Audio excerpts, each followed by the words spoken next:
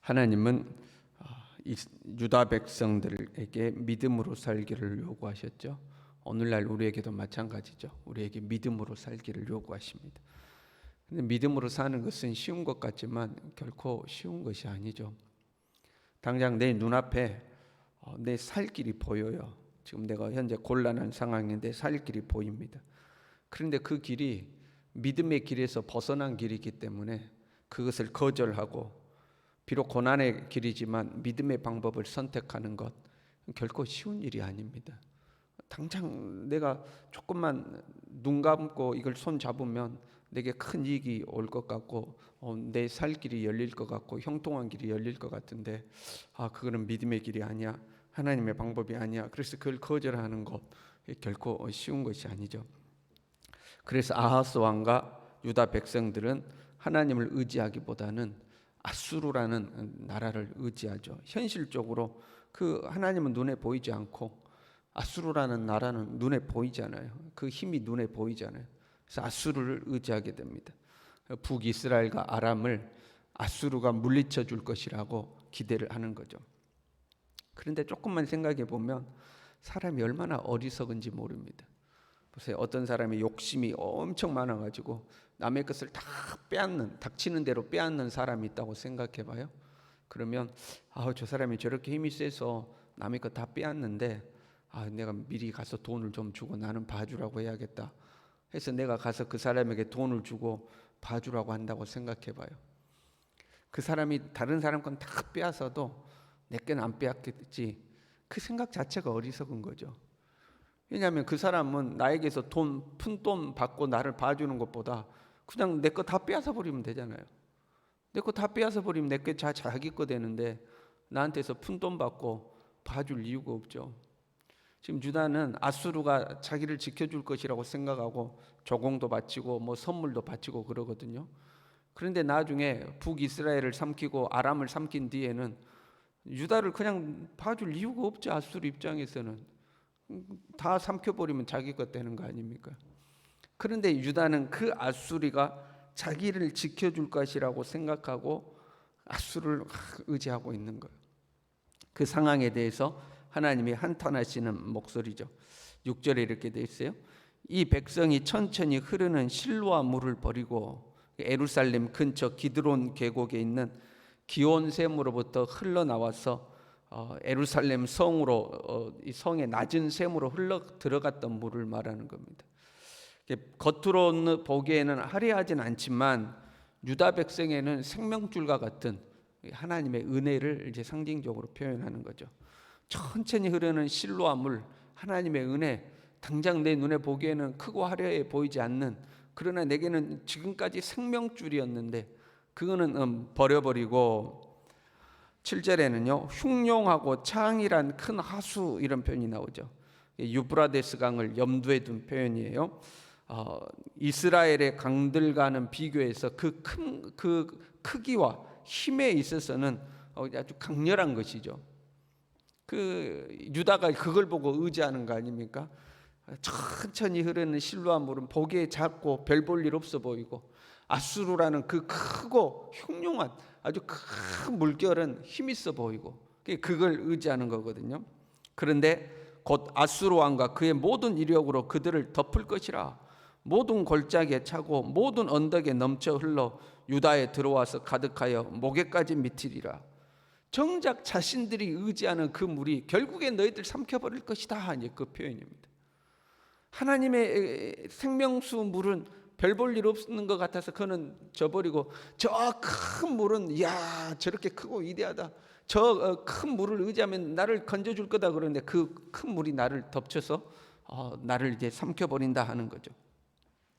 6절에는요 이 백성이 천천히 흐르는 실로아 물을 버리고 르신과 느말리아의 아들을 기뻐하느니라 했잖아요.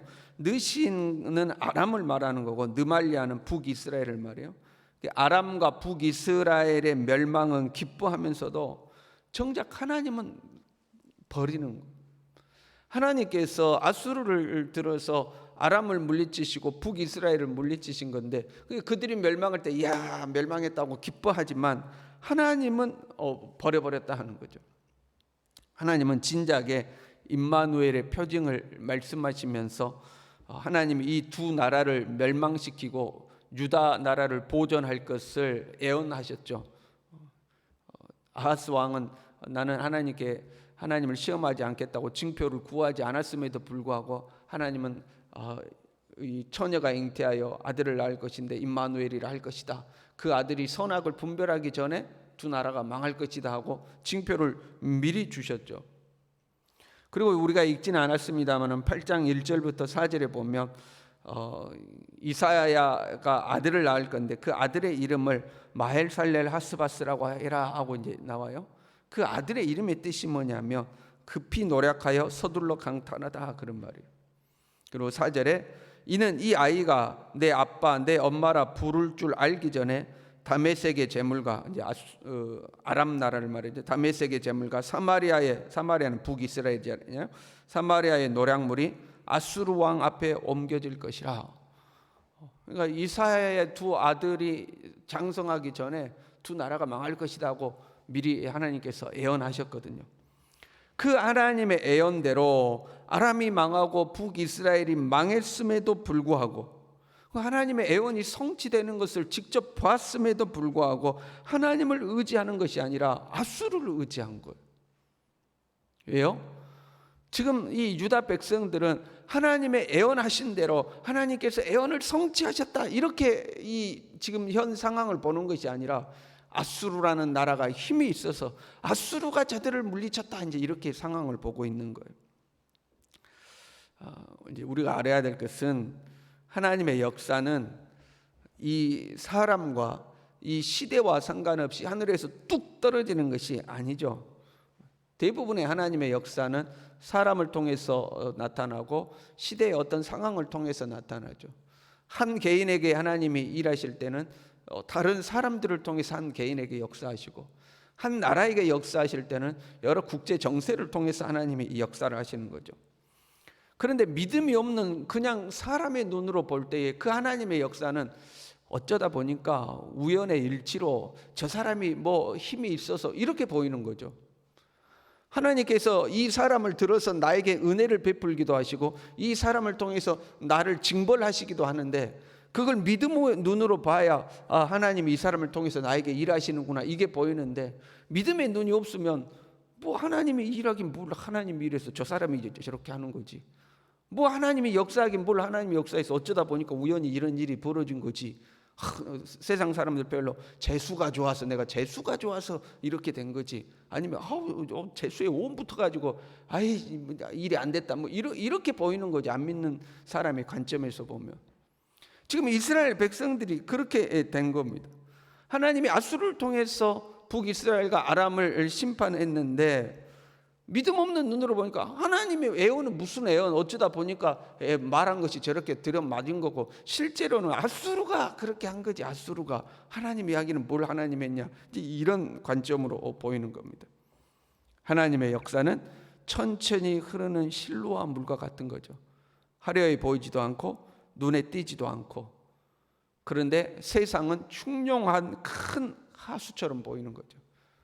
그래서 하나님의 예언의 말씀이 성취되었음에도 불구하고 하나님의 예언의 말씀을 믿기보다는 그 흉흉하고 큰 하수처럼 보이는 그 세상을 의지하게 되는 거죠. 그런데 그 큰 물결을 의지하면 결국에 그 물에 빠져 죽습니다. 그 물이 나를 덮쳐서 내가 결국에는 죽죠.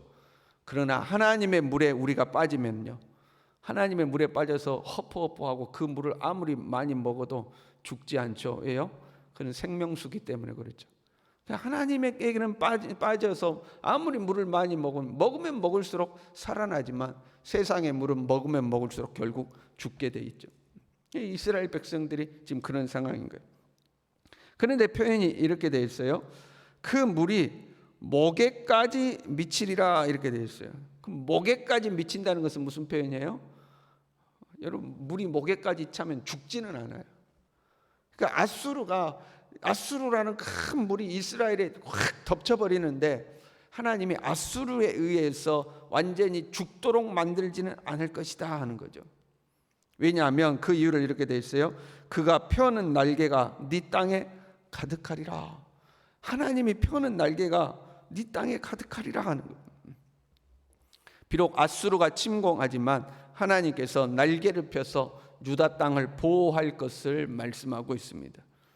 그 하나님이 날개를 펴서 유다 땅을 보호하시는 것은 그 하나님이 유다를 통하여서 이루고자 하시는 하나님의 역사가 있기 때문에 그러는 거죠. 그 하나님의 은혜 속에 너희들은 보존을 받을 것이다 하는 거죠.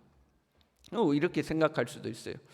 하나님이 날개를 펴면 애시당초 어려운 일이 안 생겨야 되는 거 아닌가 이렇게 생각할 수도 있죠. 그러나 하나님이 하시는 일을 우리가 다 헤아리지 못할 수가 있죠. 그럼에도 불구하고 하나님이 우리에게 은혜의 날개를 펴는데 자꾸 그 은혜의 날개에서 밖으로 나가려는 사람이 있죠. 여러분 그러지 않아요? 비 오는 날 우리가 우산을 이렇게 아들하고 같이 쓰고 간다고 생각해 봐요. 그 엄마는 자꾸 애기 우산을 씌워주려고 그러는데 이 애는 개구쟁이 같아가지고 자꾸 뭐 물장난한다고 막 밖으로 나가죠.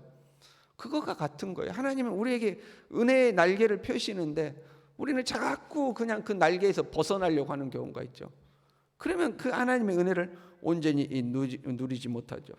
또한 하나님의 그 은혜를 누리는 사람은 그 하나님의 은혜의 날개가 내 눈에는 보이지 않지만 하나님이 나를 지키고 보호하고 계신다는 믿음을 가져야 되죠. 믿음이 없는 사람은 하나님의 은혜를 누리지 못해요. 마치 구원이라는 것은 예수 그리스도를 통한 구원이라는 것은 온 인류를 위한 것이지만 믿음이 없는 사람은 그 구원의 은혜를 누리지 못하는 것처럼 여전히 변함없이 우리와 함께하고 있는 그 하나님의 은혜는 믿음이 있는 사람만이 누리게 되는 거죠. 이 아하스 왕은 하나님의 은혜를 온전히 누리지 못해요. 그러나 그 뒤에 히스기야라는 이제 왕이 서죠. 이 히스기야 왕 당시에 아수르 왕 사네립이 대군을 이끌고 유다를 침공해 옵니다. 그 멸망의 위기 때에 히스기야는 하나님을 의지하죠. 물론 히스기야도 조공도 갖다 바쳐보고 막 아부도 하고 아수르 왕에게 잘해보려고 그래요. 근데 소용이 없어요. 사람의 욕심이라는 게 몇 푼 바치는 거 받고 돌아가겠어요? 오히려 그 나라를 다 삼키려고 하지. 그래서 히스기야가 하나님을 전심으로 의지하게 됩니다. 그때 하나님께서 이 아수르 진영 군사 18만 5천 명을 친지라 아침에 일찍 일어나 보니 다 송장이 되었더라 하고 기록하고 있습니다. 그래서 아수르 왕 사네립이 자기 나라로 그냥 돌아가요. 근데 자기 나라에서 살해당해서 죽습니다. 하나님이 역사하시는 거죠. 하나님의 그 큰 은혜의 날개가 내 삶에 있음을 믿고 전심으로 하나님을 의지하면 그 은혜를 누립니다. 그런데 그 은혜를 믿지 못하고 현실과 손을 잡으려고 하면 당장에는 그 길이 쉬운 것 같지만 결국 그 물결이 나를 덮쳐서 그 물속에 빠져 죽는 거죠. 이 하나님의 은혜가 변함없이 우리와 함께하고 있는 줄로 믿습니다. 오늘도 하나님은 그 날개를 크게 펼쳐서 우리를 품으시는 줄로 믿습니다. 그 하나님의 은혜를 믿음으로 무슨 일을 만나든지 믿음으로 살아가는 우리 모두 될 수 있기를 바랍니다. 기도하겠습니다.